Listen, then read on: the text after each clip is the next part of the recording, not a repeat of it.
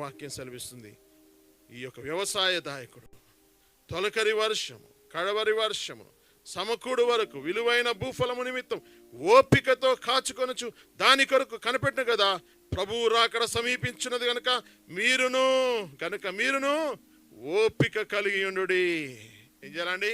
The Lord's word is saying be patience. మనము కూడా ఓపిక కలిగి ఉండాలి. ఎప్పుడైతే మనం ఓపిక కలిగి ఉంటామో గొప్ప ద్రోహ కార్యాలు జరగకుండా దేవుడు మనల్ని కాపాడుతాడు. ఓపిక, పేషెన్స్. పేషెన్స్. నాకు నేను అరేంజ్మెంట్స్ గురించి అన్ని చూసుకుంటా ఉన్నాను.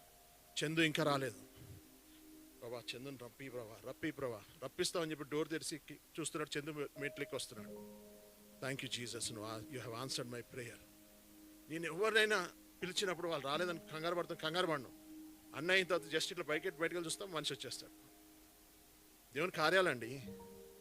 You will experience those things which are when you are nearer to God.